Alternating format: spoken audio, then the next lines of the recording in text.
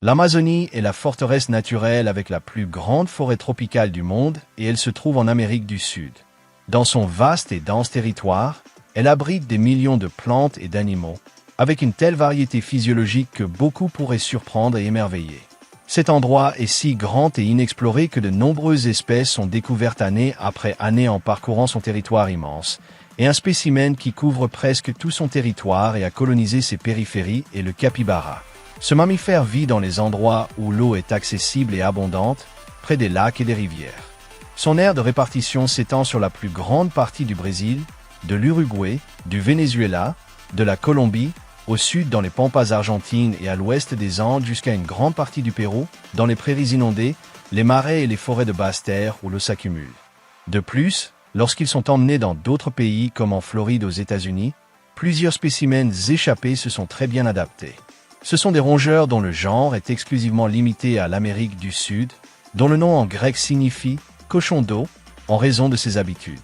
Les capybaras sont les plus grands rongeurs du monde, atteignant environ 60 cm de hauteur au garrot et une longueur du museau à la croupe d'1,20 cm, avec un poids de 35 à 66 kg.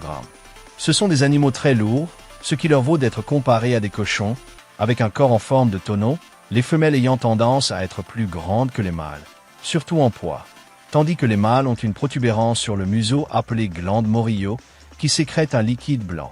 Leur tête est légèrement plus petite par rapport à leur corps, mais reste beaucoup plus grande que celle de la majorité des rongeurs en proportion, avec un museau arrondi, tandis que leurs narines, yeux et oreilles sont alignés sur la partie supérieure, adaptés à la vie semi-aquatique pour rester vigilants.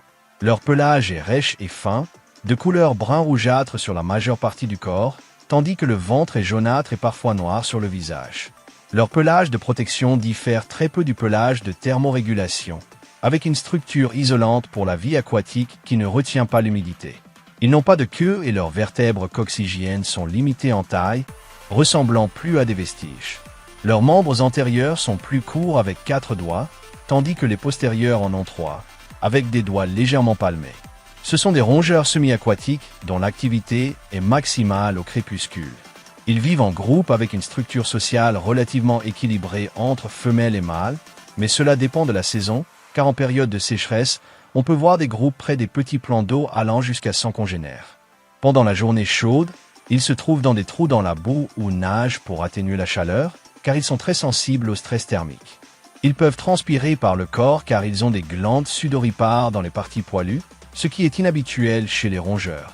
Mais en raison de leur poids, ils ont besoin d'atténuer la chaleur par convection. Pour dormir, ils se cachent dans les hautes herbes et peuvent s'endormir dans l'eau en gardant le nez hors de l'eau pour respirer. Sur Terre, on peut les voir accompagnés d'oiseaux qui se nourrissent de leurs parasites, créant un mutualisme. Entre les mâles, il existe une hiérarchie stricte imposée par des poursuites, rarement par des combats. On trouve parfois des spécimens expulsés ou solitaires, car la vie sociale est très importante pour eux. Un individu change rarement de groupe ou en forme un nouveau, la plupart de ces groupes étant hérités. Ils communiquent par vocalisation la plupart du temps, surtout pour prévenir d'un danger, ce qui incite le groupe à se précipiter dans l'eau pour une sécurité relative, pouvant rester submergé jusqu'à 5 minutes. Sur Terre, leur marche est lente et maladroite comparée à celle de leurs prédateurs, mais dans l'eau, ils sont plus agiles et rapides, bien que sur Terre ils courent comme un cheval et sautent facilement les obstacles. Ils utilisent aussi l'odeur, surtout par le liquide produit par leur glande Morillo, qui leur permet de détecter l'état d'un congénère et de marquer leur territoire sur les arbres, les buissons et les corps. Ce sont des animaux herbivores, mangeant des herbes qui poussent sur terre et certaines plantes aquatiques, ainsi que l'écorce des arbres qui les aident, entre autres, à user leurs dents qui poussent toute leur vie, et ils consomment des fruits, mais sporadiquement.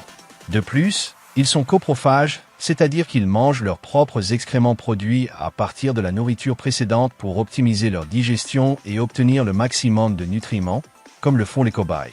Ce sont des animaux polygynes et parfois promiscues. Normalement, le mâle dominant est celui qui s'accouple, mais avec un groupe social très étendu, il lui est difficile de tenir les subordonnés à distance, de sorte que les femelles s'accouplent aussi avec eux. On ne sait pas comment elles choisissent les mâles, mais ils peuvent se reproduire toute l'année, avec un pic pendant la saison des pluies. Quand une femelle entre en chaleur, le mâle commence à la suivre de près, parfois pendant de longues périodes et distances, l'accouplement ayant lieu dans l'eau. La femelle a une période de gestation de 150 jours, soit 5 mois, donnant naissance à une portée variant de 2 à 8 petits par naissance. Ils commencent à brouter une semaine après la naissance et sont sevrés par la mère après 3 mois, pouvant être leur mère ou toute autre femelle allaitante. Pendant cette période et après, les jeunes sont placés ensemble dans une sorte de garderie, surveillés et protégés par les mâles adultes pendant environ 1 an. En raison de cette structure, de la précocité des petits à se nourrir tôt et du système d'élevage coopératif, les mères subissent peu d'usure et s'accouplent peu après la naissance des petits. Leur durée de vie moyenne à l'état sauvage est de 6 ans. Les jeunes sont une source importante de nourriture pour de nombreux grands prédateurs comme les jaguars et les pumas, constituant la principale source de nourriture de l'anaconda vert. Ils doivent donc être très vigilants en nageant, d'où la structure de leur nez, yeux et oreilles, car en fuyant dans l'eau, ils peuvent être capturés par le caïman à lunettes. Ils sont aussi consommés par de nombreuses ethnies sud-américaines et d'autres personnes. En captivité, des spécimens de 12 ans sont rapportés, s'étant adaptés à d'autres endroits au point de commencer à se reproduire lorsqu'ils s'échappent. Il est classé dans la catégorie « préoccupation mineure », avec une population stable et un taux de reproduction élevé, bien que dans certains endroits spécifiques, une chasse excessive ait réduit un peu leurs effectifs. Ils sont recherchés pour leur viande et leur peau, comme au Venezuela où leur viande est très consommée pendant la semaine sainte, et ils sont élevés à cet effet comme beaucoup d'animaux, ce qui pose certains problèmes lorsqu'ils se mélangent au bétail bovin et porcin car ils peuvent transmettre des maladies. Ils sont même utilisés comme animaux de compagnie, ce qui peut nécessiter un contrôle strict dans certains pays pour éviter qu'ils ne deviennent une espèce invasive. De plus, à l'état sauvage, ils ont tendance à être dociles et permettent qu'on les caresse, ce qui est fortement déconseillé car ils portent des tiques qui peuvent transmettre la fièvre pourprès des montagnes rocheuses. Un fait supplémentaire est que la pièce de 2 pesos uruguayennes représente un capybara. Ils peuvent avoir un effet drastique sur la végétation et les cultures car ce sont les seules grandes espèces de pâturage et une surpopulation pourrait déséquilibrer l'environnement et réduire les profits des agriculteurs à cause des maladies et de la consommation de leur culture.